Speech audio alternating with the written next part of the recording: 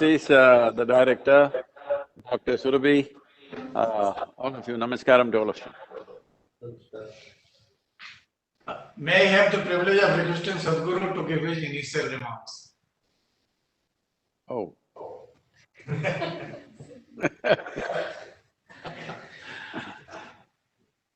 Well, if you are into leadership, let's understand what is leadership. Some people may think becoming a leader is a question of selection or elections or having a certain parentage.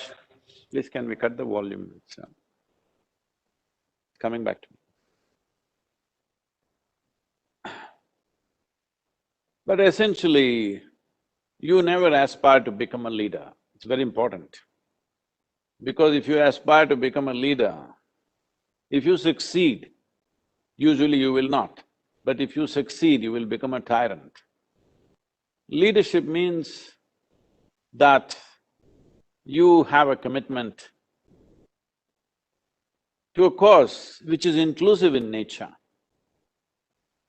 If you have a commitment to your own well-being, that is called as ambition. But if you have a commitment to the well-being of fulfilling the goals of many people, then people will say you're a leader depending upon the level of commitment you show, level of devotion you show to the cause that you're standing up for. So no one should ever say, I am a leader. Other people should say, oh, he's a leader.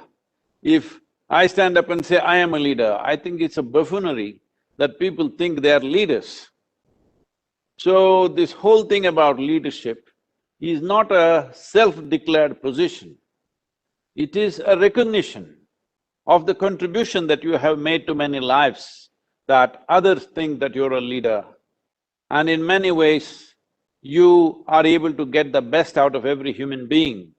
That makes you a leader. So leadership also means that it gives you a certain perch, that means you have a higher place to sit. If you sit on a perch and you don't see any better than other people, of course you will make a fool of yourself. This is the danger of being a leader because once you sit up there, you must see better than other people. If you don't see better than other people, if you see the same things that they are saying, or if you don't even see what they are saying, then you will become a ridiculous existence. So, you should never, no human being should ever try to elevate themselves into leadership. People should elevate you into that position because of your commitment, because of your devotion to what you're doing. We must understand leadership is not about throwing your weight around, it's not a question of power. It is a willingness to sacrifice. In the sense, I'm saying once you're a leader, your life is not about yourself. Your life is about everything and everybody around you. So if you're not willing to make that sacrifice, then there is no leadership, there is only tyranny. So let not leaders or the people who believe they're leaders become tyrannical, because it's happened again and again in every place. When I say tyranny, don't just think of a Mussolini or an Adolf Hitler or somebody like that. There are tyrants in every home, there are tyrants in every office, there are tyrants in every place.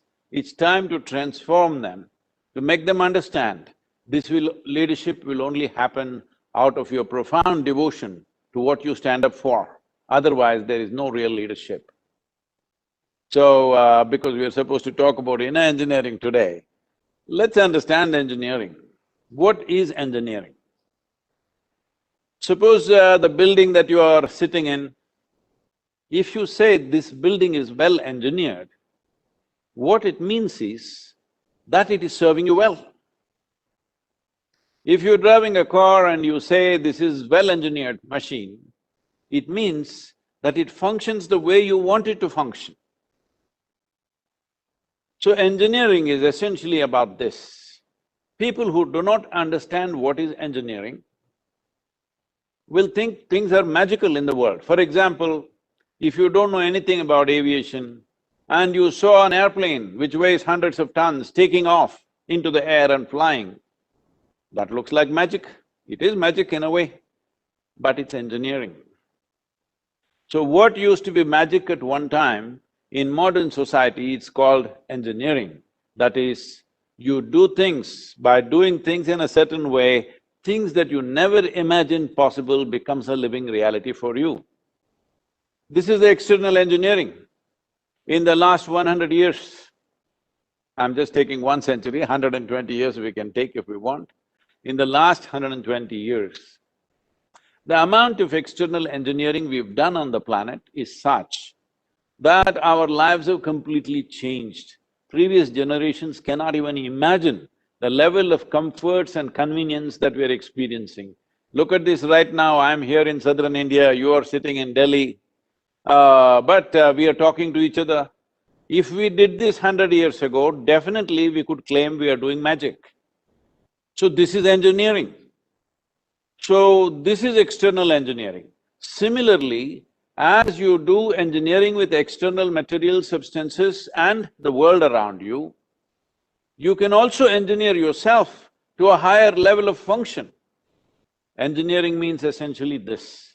See, you can take a lump of clay and make a pot out of it. That is the first engineering. I'm not trying to belittle the pot, because I can imagine when there were no containers anywhere, whatever 10,000 years ago or so, when the first pot was made, that you could actually bring the water from the river and keep it in your house. Otherwise, every time, even in the middle of the night, if you want to drink water, you had to go to the river, when there were no containers of any kind. When somebody first made the pot which could hold water, I'm sure that was a fantastic engineering which changed life in a tremendous way. But today, we can dig the earth, instead of making a pot out of it, we can make a computer out of it. We can make a spacecraft out of it, it takes us to Mars. So I'm saying this is engineering. Why I'm giving you so many examples is because engineering is nothing short of magic. So now, this mechanism, of all the mechanisms that you see, of all the various aspects of creation you see, this is the peak of evolution. That means this is the best engineered machine on the planet. The computers, supercomputers, spacecrafts, everything are just a drop out of this fantastic piece of engineering. Now the question is, are you able to function it the way you want?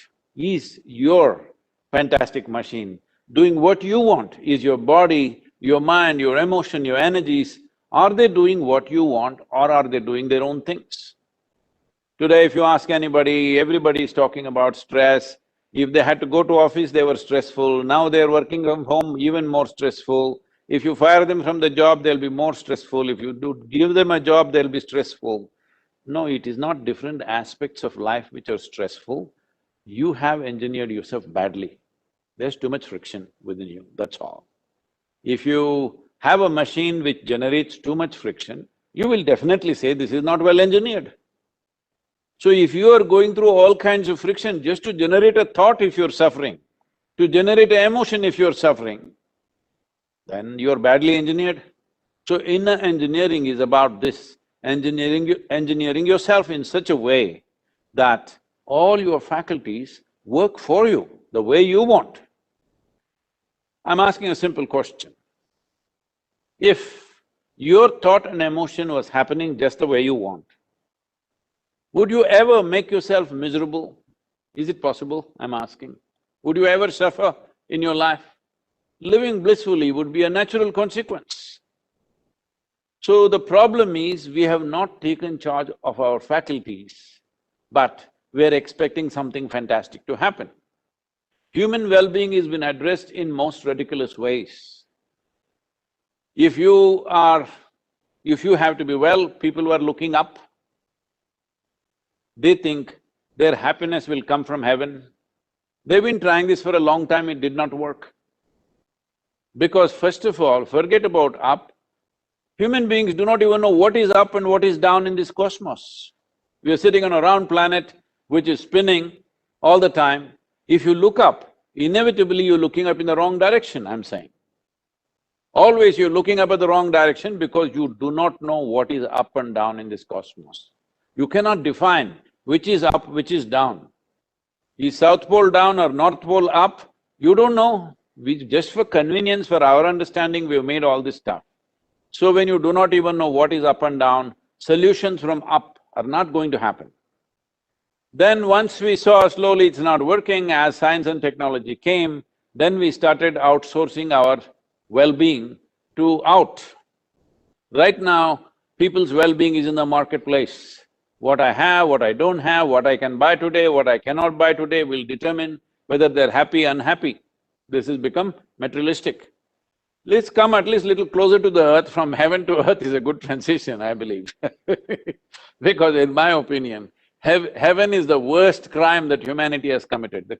The idea of heaven is the worst crime that humanity has committed simply because you are selling an idea that there is a better place than this to live somewhere else. That means you are making sure people are denied of their life here. So, now marketplace is where the happiness is, everything is determined by how much money you have, how many things you have, this kind of things. Well, that is also not working, but we need to understand because human experience, joy and misery, pain and pleasure, agony and ecstasy, whatever the human experience, happens from within us. If something that's happening from within us, if you try to fix the world and think it will reflect within us, obviously we will fail. As a generation of people, we have more comforts, more convenience, more everything compared to any other generation ever in the history of humanity. Just if you don't understand this, just look at it in terms of what our parents had, grandparents had, and what we have today. Is it at least 10 times more in every sense? Comfort, convenience, works, unless unless our parents were Maharajas or something, that was a different matter.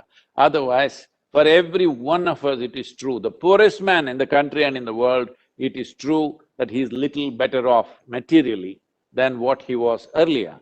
But has that made us better human beings? Has it made us more joyful, more loving, more peaceful, more intelligent? No. We are becoming more neurotic and complaining like never before. This is because we are engineering the outside too much, not doing anything about this one.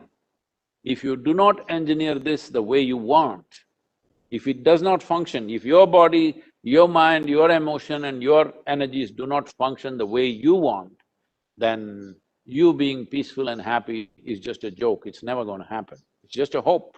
It never will happen. It's very, very important that we take charge of this and this functions just the way you want.